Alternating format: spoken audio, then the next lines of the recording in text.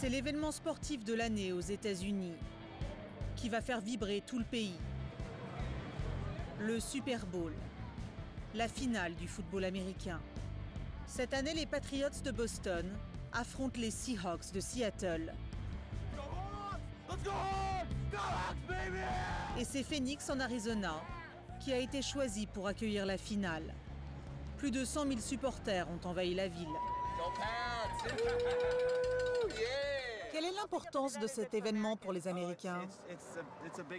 C'est le plus grand événement sportif au monde. Obtenir un ticket, ça n'arrive qu'une seule fois dans une vie. Les gens viennent de partout. On n'a même pas de ticket. On est juste là pour profiter de l'événement. Hey, go Hawks! Thank you.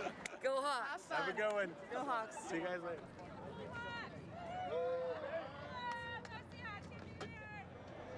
Le soir venu, les bars vont se remplir. Et partout aux États-Unis, des millions d'Américains se postent devant leur écran pour acclamer leur dieu du stade.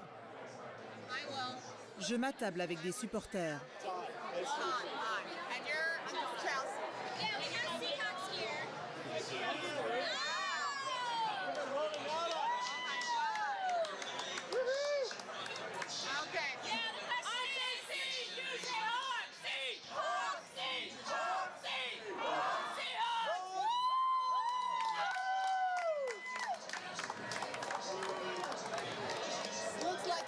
On dirait que j'ai choisi la bonne table.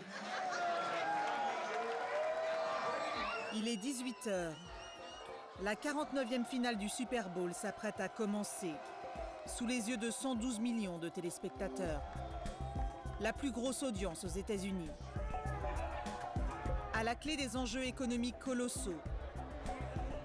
Ce soir, les Américains vont ingurgiter plus d'1 milliard d'ailes de poulet. 12 700 tonnes de frites. Et 1,3 milliard de litres de bière. Pendant le match, les téléspectateurs découvrent les publicités réalisées exprès pour le Super Bowl. 4,5 millions de dollars les 30 secondes de réclame. Mais ce n'est rien à côté du concert géant de la mi-temps. Cette année, celui de Katy Perry, qui a coûté presque 10 millions de dollars.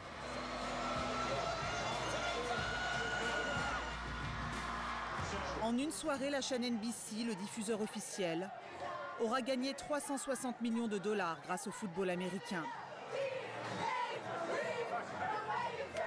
Et rien ne viendra troubler la fête. Pourtant, pendant le match, un joueur des Seahawks a été victime d'un violent traumatisme crânien.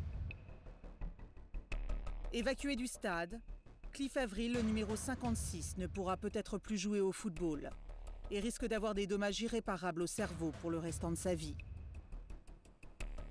Un accident grave, mais banal dans le football américain. Chaque année, plus d'une centaine de joueurs professionnels sont victimes de traumatismes crâniens sur le terrain. Souvent, les chocs sont si violents qu'ils provoquent des lésions irréversibles au cerveau. Des lésions qui peuvent entraîner démence et perte de mémoire. Depuis 2011, 4 500 anciens joueurs, le tiers des retraités du foot américain, ont porté plainte contre la Ligue nationale de football. Selon eux, elle aurait dissimulé aux joueurs les dangers qu'ils couraient sur le terrain. C'est la plus grosse affaire judiciaire de l'histoire du sport. La cible, la NFL. La Ligue aurait caché le nombre de joueurs atteints de traumatisme crânien. Ce scandale va-t-il porter un coup fatal au sport le plus populaire aux États-Unis? Enquête chez les gladiateurs des temps modernes.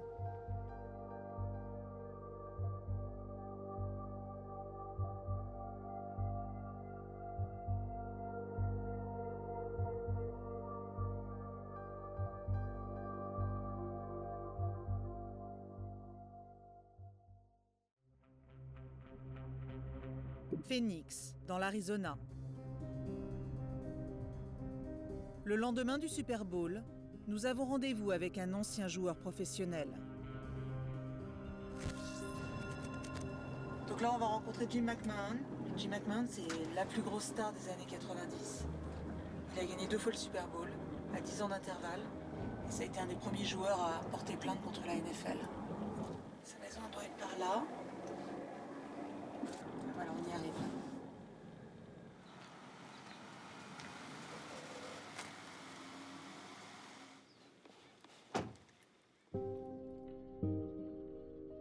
Jim McMahon a 56 ans.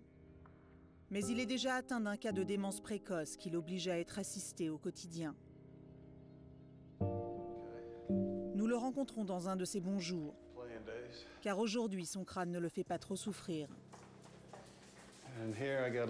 Là, il y a quelques photos, des souvenirs.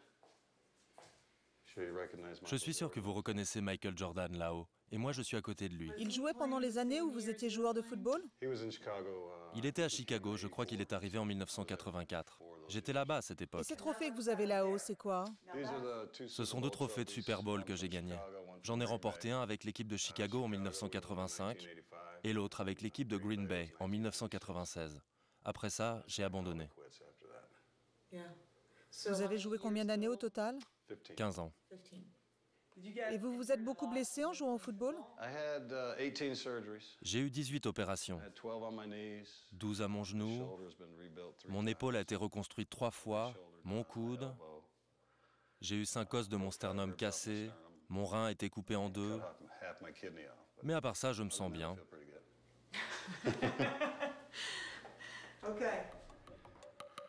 C'est la particularité du football américain. Une violence extrême sur le terrain. L'objectif est d'empêcher l'adversaire de progresser avec le ballon. Les athlètes se percutent et se plaquent de plein fouet, en pleine course. Des impacts équivalents à 1 tonne de pression. Ces chocs répétés sont désastreux pour le corps, et surtout pour le cerveau des joueurs.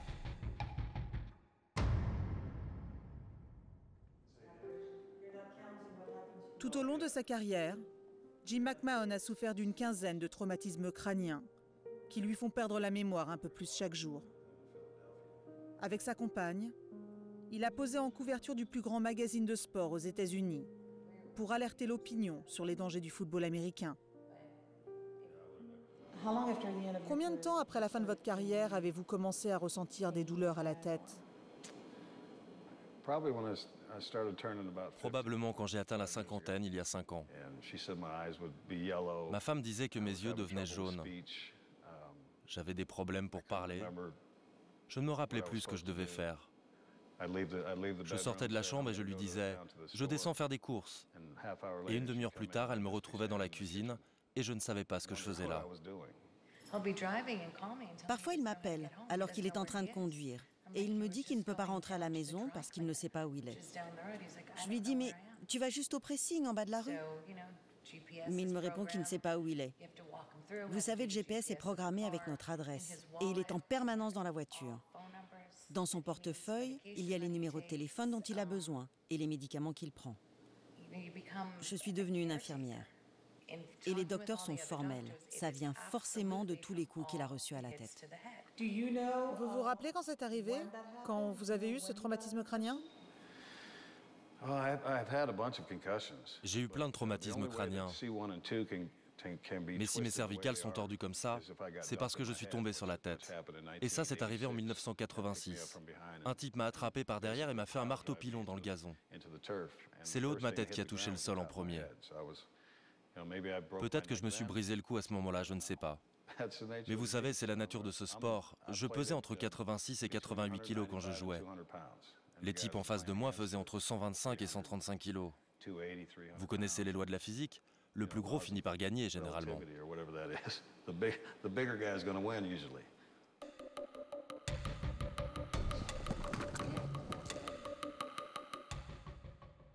Est-ce que vous bénéficiez d'une assurance maladie payée par la Ligue de football? Non. Vous êtes tout seul. On est juste de la viande pour eux. Ils peuvent toujours trouver un nouveau joueur. C'est juste une usine. Pendant ce temps-là, ils se font des milliards tous les ans, des milliards de dollars. Ils n'admettent rien, ils ne reconnaissent aucune faute. Ils disent qu'ils ne savent rien des conséquences de tous ces chocs après plusieurs années. Mais ils savent parfaitement ce qui se passe. Ils ne veulent pas payer, c'est tout. Jim McMahon et sa compagne vivent aujourd'hui dans l'angoisse. Personne ne sait à quelle vitesse sa maladie va évoluer et si bientôt il ne sombrera pas totalement dans la folie. Pendant ce temps, les affaires continuent pour la NFL. Un empire financier dont les revenus sont estimés à 10 milliards de dollars par an. Le lendemain du Super Bowl, nous allons découvrir l'ampleur de leur business dans ce building de 4 étages, spécialement aménagé par la Ligue de foot américain pour les fans.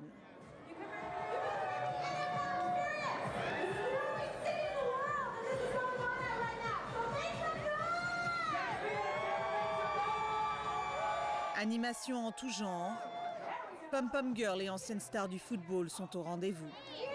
Comment tu t'appelles? Westin? Tu veux aussi une photo? Mets-toi à côté de moi. Une sorte de parc d'attractions géant à la gloire du football américain. C'est Disneyland en fait.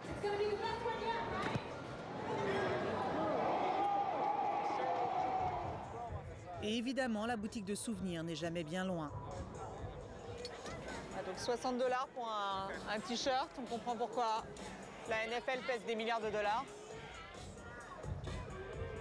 La stratégie marketing de la NFL est de séduire les familles.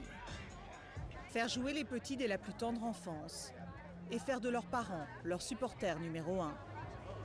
Elle sera Pom-Pom Girl et lui ce sera un joueur de football, ce sera une star. Vous n'avez pas peur qu'il se blesse en jouant au football? Vous pouvez vous blesser dans la rue, être fauché par une voiture. On joue au football depuis des années, ce n'est pas un problème. C'est une religion dans ma maison. On l'aura compris, les Américains sont acquis à la cause du football, peu importe les risques. Alors, on pourrait croire qu'ils sont bien protégés. C'est carrément une armure ce qu'ils ont en dessous. Attends. Pourtant, malgré les apparences, ces protections hors du commun que la NFL ne cesse de perfectionner ne serviraient pas à grand-chose.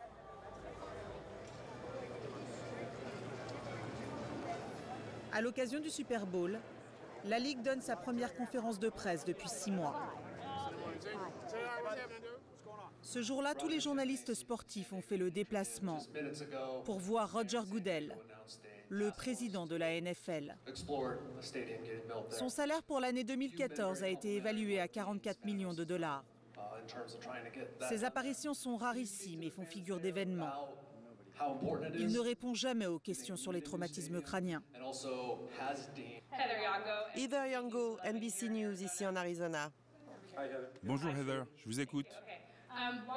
Pourquoi avoir choisi la ville de Phoenix pour le Super Bowl cette année? Et pensez-vous que le scandale qui touche la Ligue a entaché le match de dimanche? C'était quoi votre première question? Pourquoi avoir choisi l'Arizona? Parce que l'Arizona l'a mérité. Roger Goodell ne répondra jamais à la deuxième question. Et aucun journaliste ne prendra le risque de relancer le tout-puissant patron de la Ligue. Impossible pour moi de l'interroger. Ceux qui ont ce rare privilège sont sélectionnés à l'avance. Je tente de m'approcher, mais une horde de gardes du corps me barre le chemin. Pourquoi aucun des journalistes présents n'a-t-il insisté sur les dangers du foot américain sur le cerveau? Bonjour, je suis Sabrina Van Tassel de la chaîne française Canal+. Je peux vous poser quelques questions? Oui, bien sûr. Dites-moi, je me demandais, il n'y a pas eu beaucoup de questions sur les traumatismes crâniens lors de la conférence de presse? Il a mentionné quelquefois l'intégrité physique et leurs inquiétudes concernant la sécurité des joueurs, mais il n'y avait pas beaucoup de questions sur les traumatismes crâniens. Pourquoi, à votre avis, il y a un malaise? Non, c'est un sujet dont les médias parlent beaucoup, mais on se doutait bien que Roger Goodell n'allait pas répondre à nos questions là-dessus. Pourtant, aux États-Unis, c'est une affaire très importante, n'est-ce pas? C'est énorme. Les traumatismes crâniens sont une grande source d'inquiétude. Après, Roger Goodell a expliqué que leur nombre a chuté en un an, de 25%, je crois. Mais on sait bien que l'on peut faire dire ce que l'on veut aux chiffres. Thank you so much. Pleasure. Thank you. La NFL veut à tout prix éviter la psychose. Car aujourd'hui, de plus en plus de joueurs de football américain dénoncent les risques de ce sport. J'ai rendez-vous avec un homme qui va me le confirmer. Chris Nowinski est à la tête d'un groupe de recherche neurologique sur le sport qui rassemble les plus grands scientifiques du pays. Quand des joueurs de foot décèdent, ils analysent leur cerveau pour mieux comprendre s'ils souffrent de pathologies liées à des chocs répétés.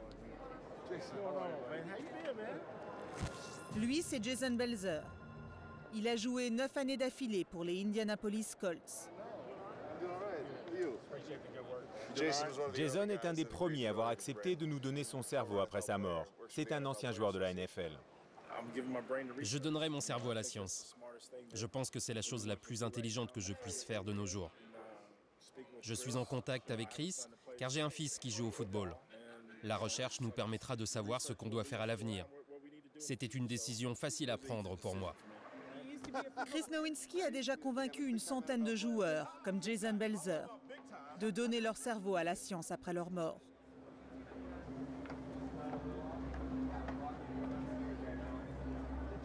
Aujourd'hui, il va passer dans l'émission de radio d'un ancien footballeur qui a dû arrêter sa carrière après un choc trop violent. Comment ça va, mon pote? Tu vas bien? Ted Johnson a joué 9 ans pour les New England Patriots. Lui aussi a accepté de donner son cerveau à la science, post-mortem. C'est la journaliste dont je t'ai parlé. Cool. C'est incroyable comment les médias s'intéressent à ces problèmes de traumatisme crânien en ce moment. Je crois qu'hier encore, ça a fait la une d'un journal. Ça me fait halluciner. Notre problème, nous, les joueurs de foot, c'est qu'on s'imagine que les entraîneurs se soucient de nous en tant qu'êtres humains. Ils se soucient de notre bien-être et de notre santé. Tu parles. Ça me rend dingue. Ce joueur a aussi eu des traumatismes crâniens? Ted en a eu plein. Son problème, c'est qu'il en a eu pendant un match. Ils l'ont fait sortir car il était vraiment mal. Et 3 jours plus tard, pendant un entraînement, ils l'ont remis sur le terrain. Les médecins n'avaient pas donné leur accord. Tout le monde savait qu'il n'avait rien à faire là. Mais l'entraîneur ne l'aimait pas. Et au milieu de l'entraînement, il l'a obligé à rejouer. Il s'est pris un autre coup, un autre traumatisme. En 2 ou 3 jours, sa vie a basculé. Je ne crois pas que les gens se rendent compte à quel point ce sport détruit le corps et le cerveau. Chris Nowinski a jeté un pavé dans la mare en médiatisant les risques encourus par les joueurs. Autant dire qu'au sein de la NFL, il ne s'est pas fait que des amis. Ça vous fait quoi de faire une émission de radio au sein de la NFL pour parler de ce sujet? C'est intéressant. J'ai l'impression d'être le type qui pourrit la soirée parce que tout le monde veut juste parler du jeu et s'amuser. Mais aujourd'hui, on découvre que les dégâts sont bien pires que ce qu'on pensait. Tous les joueurs qui ont eu un problème au cerveau ont reçu des chocs à la tête 1 million de fois. Avant, c'était les boxeurs, mais maintenant, les plus touchés sont les joueurs de football américain. On travaille sur un traitement pour des types comme toi, dont le cerveau est probablement en train de pourrir. Aujourd'hui, tu es encore cohérent, mais dans 10 ou 20 ans, il sera peut-être trop tard. Nous quittons Phoenix et le Super Bowl. Direction French Camp en Californie.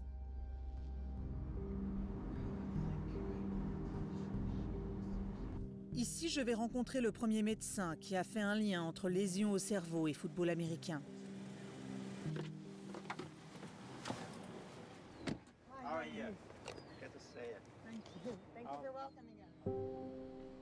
Bennett Omalu a 46 ans. Il est médecin légiste et neurologue.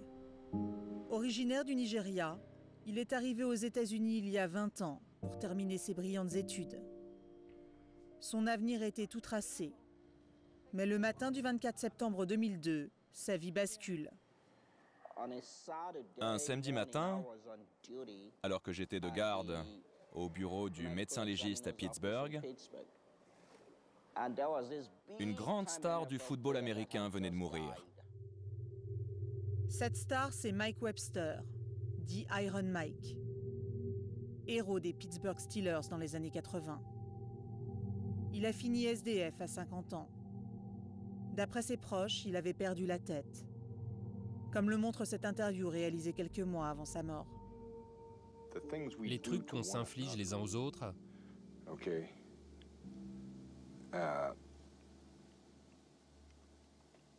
Je ne sais pas vraiment ce que je raconte là. C'est ce que je disais, je ne peux pas vraiment dire les choses comme je voudrais les dire. À certains moments, je peux répondre sans problème, mais maintenant, je suis juste fatigué. En 2002, Mike Webster fait une crise cardiaque suite à une overdose de médicaments.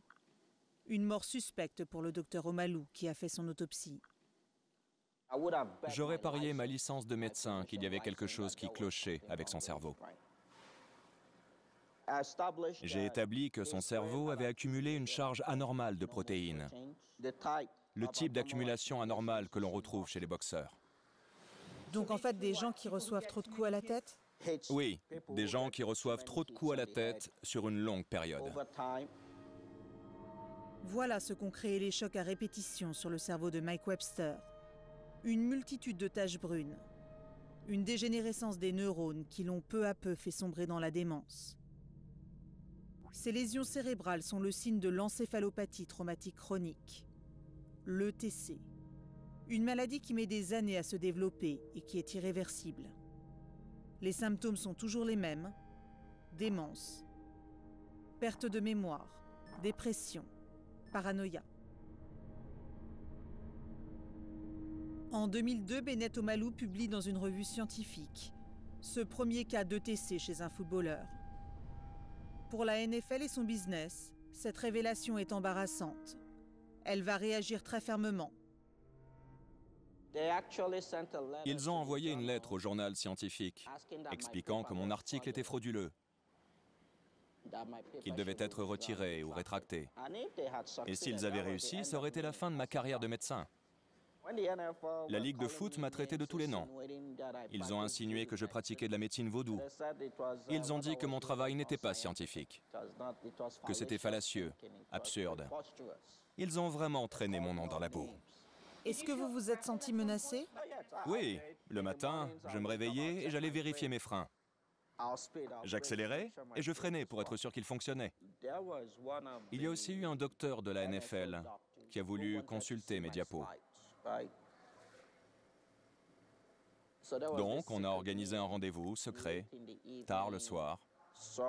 Il m'a dit, Bennett, tu saisis l'importance et les conséquences de ce que tu es en train de faire. Si seulement 10% des mères américaines acquièrent la conviction que le football est un sport dangereux, c'est la fin du football.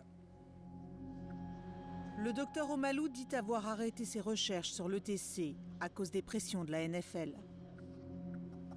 Suite à cette affaire, sa carrière s'écroule. Il exerce aujourd'hui dans un hôpital de seconde zone.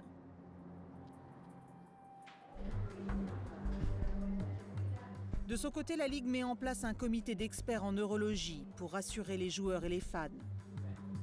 Des experts qui ont toujours démenti les dires de Bennett Omalu. Seul problème, Elliot Pellman, qui a dirigé ce comité pendant 4 ans, n'est pas neurologue, mais un simple rhumatologue. Il a donné son feu vert pour que des dizaines de joueurs retournent sur le terrain après des traumatismes. En 2007, il est remplacé à la tête du comité d'experts de la NFL par le Dr Ira Kasson. Lui aussi va continuer de nier que le foot américain soit dangereux pour le cerveau. Notamment dans une interview devenue célèbre, que nous avons retrouvée sur YouTube. D'après vous, existe-t-il un lien entre les traumatismes crâniens des joueurs de football professionnels et la dépression? Non. Avec la démence? Non. Avec des signes précoces d'Alzheimer? Non. Existe-t-il un lien entre les traumatismes crâniens et n'importe quel autre problème mental? Chez les joueurs de la NFL? Non. Après cette interview, Ira Kasson est surnommé le Dr No. Il va devenir le symbole du déni de la NFL face au problème. D'autant qu'à l'époque, une étrange vague frappe un bon nombre d'anciens footballeurs, après des comportements délirants. Dave Duerson, défenseur et vainqueur du Super Bowl, s'est convaincu que son désespoir était dû en partie au traumatisme crânien subi sur les terrains de football. Et pour que son cerveau puisse être analysé, Dave Duerson s'est tiré une balle dans le cœur, en laissant un mot stipulant qu'il donnait son cerveau à la science. Même chose pour Ray Sterling, Shane Dronett ou plus récemment Junior Seau. En mai 2012 en Californie, il se tire une balle dans le cœur en présence de sa petite amie. 911 emergency. Boyfriend? What is your boyfriend's name? Okay. Ce joueur à la retraite de 43 ans avait perdu la raison plusieurs mois avant de se donner la mort. Tout comme Justin Stolzvik, 36 ans. I'll get back to you a little bit and tell you what it's like in a day in life of Justin Stolzvik. L'homme a foncé dans un camion en prenant l'autoroute en sens inverse. Les autopsies ont révélé que tous ces joueurs avaient eu des lésions au cerveau. En 2014, une étude menée par l'Université de Boston montre que sur 79 cerveaux de footballeurs américains décédés, 96% souffraient d'ETC. Dans ces conditions, peut-on continuer à nier que le football américain puisse endommager le cerveau ?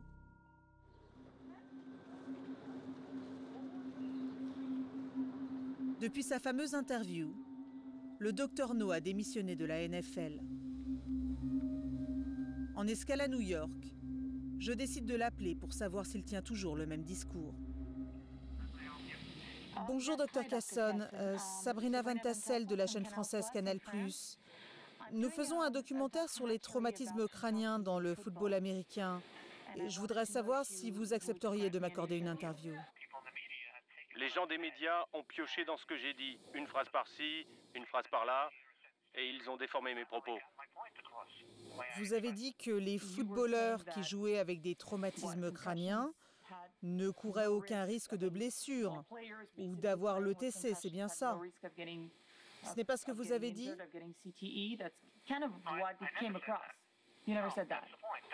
Non, c'est pas vraiment ce que j'ai dit. J'ai expliqué que les preuves qui circulaient n'étaient que des études préliminaires. On ne sait pas tout.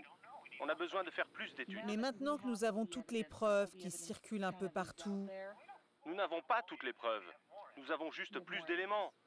C'est pourquoi beaucoup d'études sont encore en cours. Tout n'est pas résolu. Si vous vous penchez sur les publications, vous verrez, il y a toujours beaucoup de controverses autour de la question.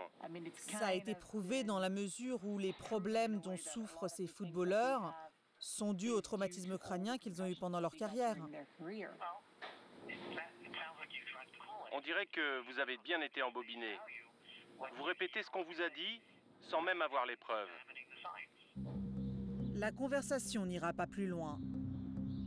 Aujourd'hui encore, ce neurologue qui a travaillé pendant des années à la NFL refuse d'admettre tout lien entre les dommages cérébraux et la pratique du football. Mais aujourd'hui, de nombreux joueurs sont excédés. Depuis 2011, 4500 anciens footballeurs, le tiers des professionnels à la retraite, ont porté plainte contre la NFL. Ils accusent la Ligue de leur avoir caché le danger. Une action de groupe d'une ampleur jamais vue dans le sport américain. Que répond la NFL? Nous nous rendons au siège de la Ligue. Malgré une quinzaine d'emails échangés, nous n'avons jamais réussi à obtenir un rendez-vous, ni à les avoir au téléphone.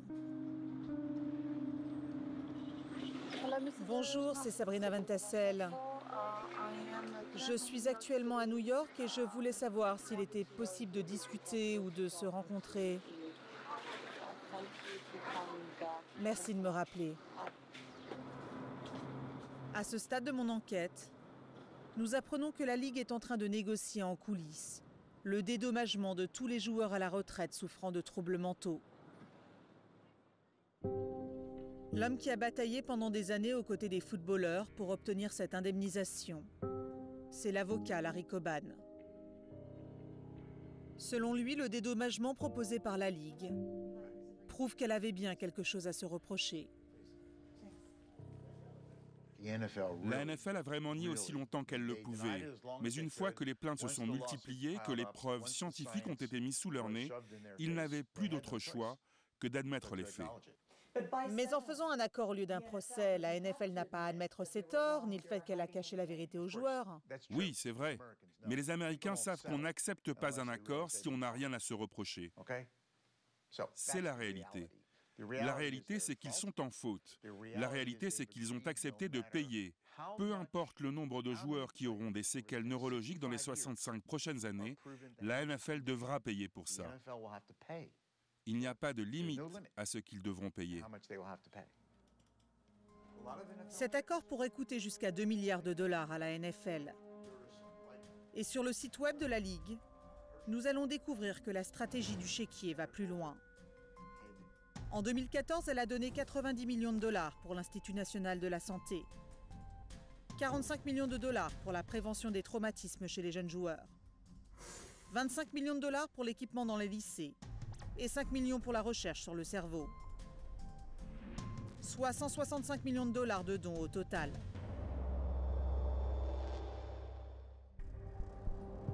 Après plusieurs semaines à essayer d'obtenir une interview avec la Ligue, je reçois un coup de fil inattendu.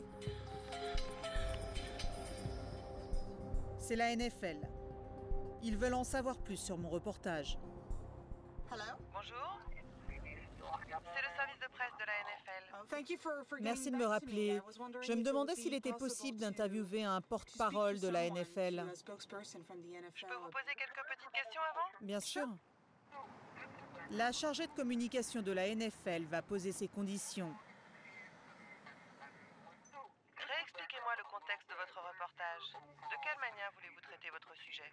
Nous nous intéressons au football américain, particulièrement à la NFL après l'accord que vous vous apprêtez à signer, à cause du scandale des traumatismes crâniens. Ok, alors ce que j'aimerais savoir, c'est ce que vous pensez de la manière dont nous, la NFL, avons géré la situation. Nous pensons que nous nous sommes très bien conduits et que nous faisons notre maximum pour lutter contre les traumatismes crâniens et aider la recherche. Nous investissons beaucoup et nous avons beaucoup de résultats. Donc, ce que j'aimerais savoir, c'est si vous êtes d'accord avec ça ou si nous devons passer plus de temps à vous l'expliquer.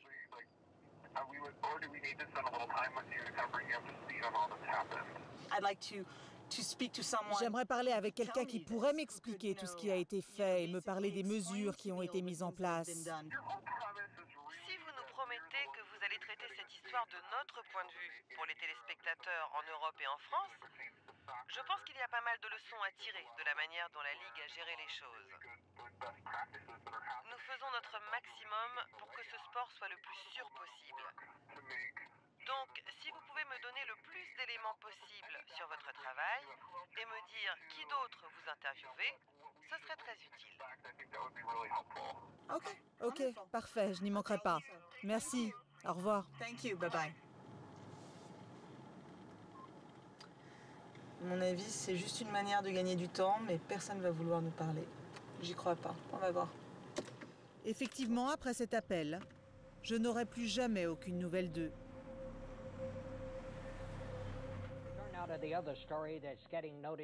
Le soir même, de retour à mon hôtel, une nouvelle va avoir l'effet d'une bombe dans le monde du foot américain. Décision incroyable d'un joueur professionnel. Abandonner la Ligue et des millions de dollars à cause d'inquiétudes concernant des traumatismes crâniens. Chris Borland, 24 ans, le joueur star de l'équipe de San Francisco, annonce en direct à la télévision sa retraite anticipée.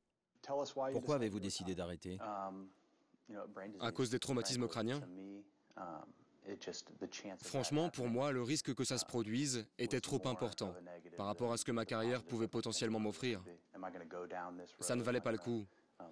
Est-ce que je vais consacrer les plus belles années de ma vie à quelque chose qui pourrait être nocif pour ma santé ? Ça m'a fait réfléchir et j'ai décidé de laisser tomber.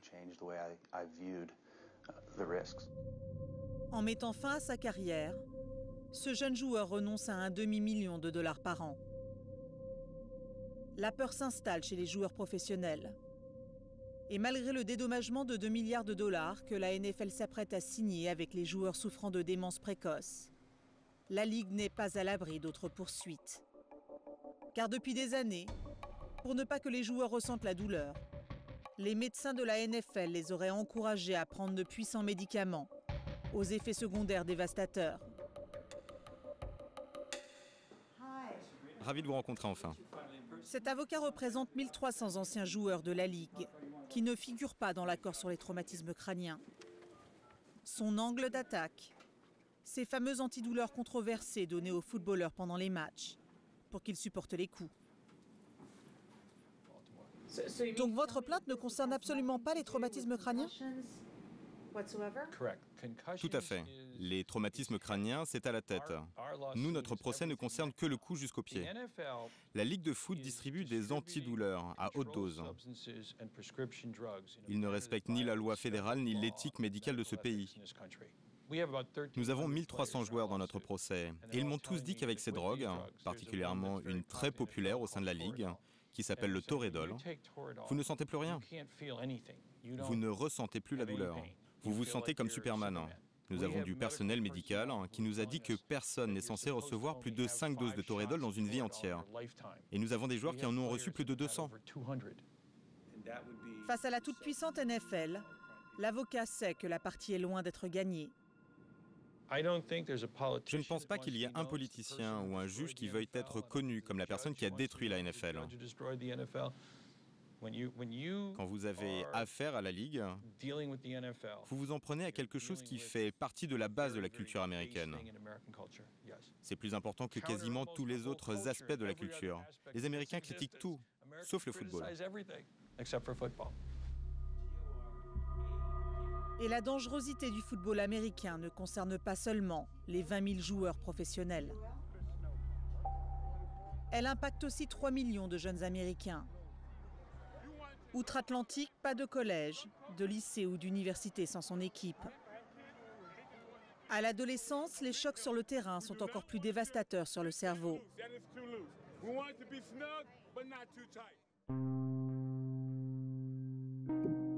Nous partons à Spring Hill, au fin fond du Kansas.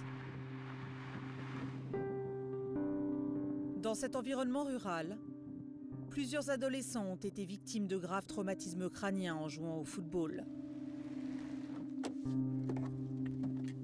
J'ai rendez-vous dans la famille d'un de ces joueurs. Bonjour, je m'appelle Pat. Bonjour Pat, Sabrina Van Tassel. Bonjour, comment allez-vous? Ravi de vous rencontrer. James McGuinness a 18 ans. En septembre 2014, il a été victime d'un accident cérébral alors qu'il jouait au football dans son lycée. Depuis, il ne peut plus marcher et parle avec difficulté. Explique à Sabrina ce que je suis en train de faire. Tu sais, avec ma barbe. He's not shaven because I had to because I couldn't. Tu ne peux pas marcher. Oh, so until I walk. Oui. Donc quand il pourra à nouveau marcher seul, je raserai ma barbe. Elle pousse depuis septembre 2014. James a plusieurs heures de rééducation par jour.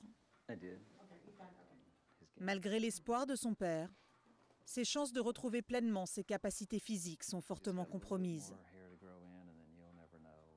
Difficile d'imaginer aujourd'hui que James était la star de son équipe au lycée. C'est James, au début de la saison de football cette année. C'est sa photo officielle, prise au lycée, et les élèves l'ont fait agrandir pour en faire des posters pendant les matchs. Ça a été pris en août 2014 avant qu'il ne s'effondre.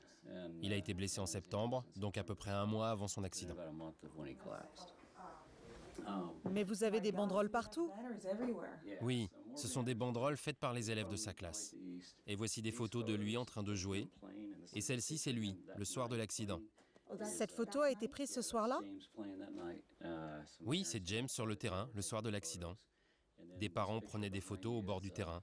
Et là, la photo derrière, c'est lui en train de réceptionner une passe, toujours le même soir. Le soir où il s'est littéralement effondré sur le terrain? Oui. C'était un gros choc? Non, il était en train de plaquer.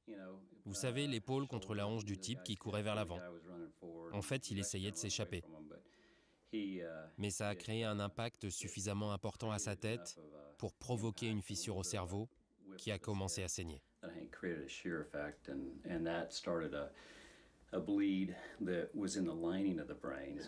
Mais James avait déjà eu plusieurs traumatismes crâniens avant celui-ci. Il en avait déjà eu 2. Il en a eu un quand il était en 4e et l'autre en seconde. Donc un à 14 ans et un à 16 ans. James a eu des symptômes pendant 4 semaines lors de son 2e traumatisme crânien. Donc ça aurait été de la folie de le faire rejouer la même année. James n'a pas joué pendant 1 an. Mais malgré ça, il a été terrassé par son 3e traumatisme crânien, dès son premier match de reprise. Après plusieurs jours dans le coma, son cerveau saigne et enfle dangereusement. Les chirurgiens doivent ouvrir sa boîte crânienne. Il a eu une opération? Ils ont retiré temporairement un morceau de sa boîte crânienne. Le morceau avait la taille de votre main. Ils ont enlevé un morceau si gros de son crâne? Oui, 6 mois plus tard, ils lui ont recollé. C'est le fait de retirer cette partie de son crâne qui lui a sauvé la vie. Parce que ça a permis au cerveau d'enfler et de ne pas faire pression sur la partie qui contrôle les pulsations cardiaques, la respiration. Enfin, toutes les fonctions vitales dont vous avez besoin pour rester en vie. James a pourtant eu beaucoup de chance dans son malheur. Dans 80% des cas, l'accident cérébral dont il a été victime est fatal. Dans la région, en seulement quelques mois, 3 lycéens ont trouvé la mort sur un terrain de football américain. L'un d'eux habitait à seulement 10 minutes de là. Nathan Stiles avait 17 ans. Il est mort lors d'un match devant toute sa famille et ses amis. Je vais rencontrer son père sur le terrain où il l'a vu en vie pour la dernière fois.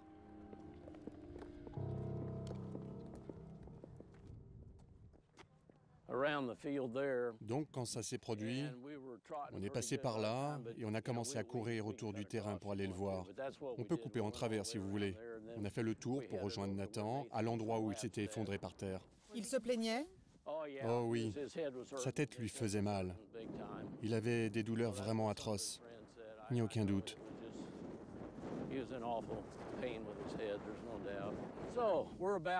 Donc, on était à peu près là. Je dirais quelque part ici. Nathan était allongé là. Par terre? Oui. Son corps pointait dans cette direction, son casque dans ce sens-là. Ils ont commencé à découper son maillot et son bras gauche s'est levé un peu, puis il est retombé. Et c'est la dernière fois qu'on l'a vu bouger. Nathan Stiles avait lui aussi eu plusieurs traumatismes crâniens. Le dernier seulement 1 mois avant sa mort. Mais le soir du match fatal, il s'est effondré apparemment sans raison. Vous pensez que c'est le traumatisme crânien qu'il a eu 3 semaines ou 1 mois plus tôt qui l'a tué? Vous savez, je n'en ai aucune idée. Je ne sais pas s'il y a une connexion directe. Je n'en ai vraiment aucune idée. Est-ce qu'il a eu un choc avec quelqu'un ce soir-là? Ce soir-là? Pas du tout. Je crois que le seul choc qu'il ait subi, c'est quand il s'est effondré sur le terrain. À ma connaissance, il n'y a eu aucun traumatisme crânien ce soir-là. C'est comme si quelque chose était déjà prêt à lâcher dans son cerveau et que ça l'a déclenché. Les victimes de traumatismes crâniens ne devraient jamais rejouer au football américain. C'est ce que pense un grand nombre de neurologues. Car dès la première commotion cérébrale, leur cerveau serait prédisposé à lâcher au moindre coup.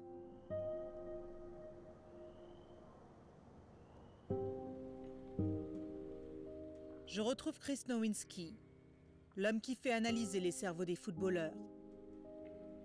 Avec le Dr Cantu, un des plus grands neurologues aux États-Unis, ils se sont intéressés à de nombreux joueurs adolescents morts prématurément. Leur cerveau présente les mêmes signes d'ETC que chez les joueurs professionnels. À qui était ce cerveau? C'est celui d'Owen Thomas. Il avait 21 ans. Il était dans l'équipe de football de l'Université de Pennsylvanie, une de nos écoles les plus élitistes. Ses coéquipiers venaient de le désigner co-capitaine après la saison de printemps. Ils l'ont ensuite retrouvé pendu. Il s'est pendu sur le campus. Comment est-ce possible qu'un garçon de 21 ans ait déjà ce type de séquelles au cerveau? Nous avons vu le même genre de séquelles chez un garçon de 17 ans et 2 autres de 18 ans.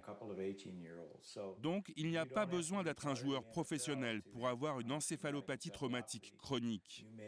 Il suffit juste d'avoir joué au lycée.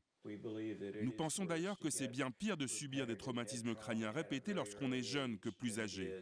Un cerveau jeune est bien plus vulnérable aux lésions cérébrales. Le docteur Cantu propose une solution radicale. Interdire la pratique de ce sport avant un certain âge.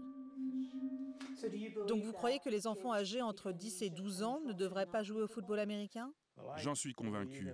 Et j'ai publié en 2012 un livre, Les traumatismes crâniens chez nos enfants, qui défend l'idée que les jeunes en dessous de l'âge de 14 ans, pour toutes ces raisons, ne devraient pas pratiquer le football. Sur leur site internet, Chris Nowinski et le docteur Cantu répertorient les photos des jeunes joueurs décédés dont ils ont pu analyser le cerveau. La plupart avaient commencé le football à l'âge de 8 ou 10 ans. En découvrant leur visage, je me demande ce que fait le gouvernement américain pour protéger sa jeunesse. Le seul organisme qui s'en préoccupe est le CDC, le Centre de prévention et de contrôle des maladies, qui dépend du ministère de la Santé. Après des mois de négociations, une porte-parole accepte de nous parler par Skype. Elle est très prudente dans ses propos. Bonjour. Comme vous le savez, j'enquête sur le football américain et les traumatismes crâniens dans ce sport. Nous n'avons pas conduit d'études spécifiques sur ce problème, mais nous menons un programme de sensibilisation sur les enfants, parce que leur cerveau est toujours en phase de développement. Et notre inquiétude est que les traumatismes crâniens affectent les enfants de manière disproportionnée par rapport aux adultes. Mais j'ai rencontré des parents dont les enfants ont été mis au repos après un premier traumatisme crânien, comme vous le préconisez. Et ils ont commencé à rejouer dès qu'ils se sont sentis mieux, mais sont morts quand même. Nous n'allons pas pouvoir discuter de cas spécifiques. Nous basons notre campagne de sensibilisation sur un consensus international. Pensez-vous que le football américain soit un sport dangereux pour les enfants? Je pense qu'il y a des risques dans tout. Nous voulons vraiment que les enfants et les adultes soient actifs physiquement et pratiquent les sports qu'ils aiment. Mais nous sommes également soucieux de trouver des moyens pour que les gens puissent y participer en toute sécurité. Est-ce que vous êtes en contact avec la NFL concernant les règles du jeu? Nous avons un partenariat avec la Ligue de foot. Nous avons du personnel qui participe à des groupes de travail de la NFL afin de les conseiller et de les guider. Mais c'est la Ligue qui prend sa propre décision au final. Donc la NFL n'a pas à respecter les décisions du CDC. Nous ne sommes pas une agence de régulation. Nous conseillons, nous fournissons des avis et des recommandations. Et nous faisons la même chose pour les villes et les États, vous savez. Le CDC n'impose pas ces règles. La NFL est donc seule jugée partie dans les règles qu'elle met en place. Rien ni personne ne l'oblige à observer un protocole particulier pour les traumatismes crâniens. Pour Chris Nowinski, cette situation est d'autant plus grave que la NFL continue à minimiser le problème. La femme du patron de la NFL a dit publiquement « Des docteurs m'ont expliqué qu'il y a plus de risques d'avoir un traumatisme crânien en allant à l'entraînement à vélo qu'à l'entraînement lui-même. » Le fait que la NFL en soit réduite à mentir aux familles pour continuer de faire jouer leurs enfants afin de conserver leur modèle économique est grave. Je crois qu'on doit arrêter d'être gentil avec eux. Pour tenter de rassurer les mamans, la Ligue organise des stages depuis quelques mois. I love the game of tackle football. This sport is good for your kids to be involved in. I think it's so important that everyone here today. Ici, d'anciennes stars du football et des médecins de la NFL tentent de convaincre des mères de famille que le sport le plus populaire aux États-Unis n'est pas dangereux pour leurs enfants.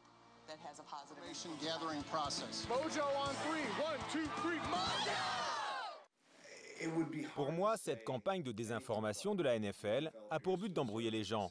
La Ligue fait du marketing pour essayer de minimiser les dangers du football. Elle veut convaincre les mamans que leurs enfants peuvent continuer de jouer au football en toute sécurité. Pourquoi est-ce si important pour la Ligue que les enfants jouent au football?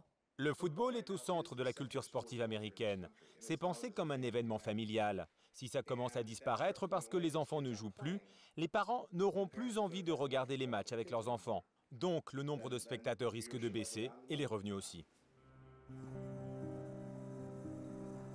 Au printemps 2015, la justice américaine a validé l'accord entre les joueurs à la retraite et la NFL. La Ligue a accepté d'accorder jusqu'à 5 millions de dollars par personne à tous les joueurs à la retraite malade. Coût prévisible, 2 milliards de dollars sur 65 ans. Une somme qui peut paraître énorme mais qui est minime pour la Ligue. Cela ne représente que 20% de ses revenus d'une seule année. Les jeux du cirque peuvent continuer. Personne ne doit toucher au sport préféré des Américains.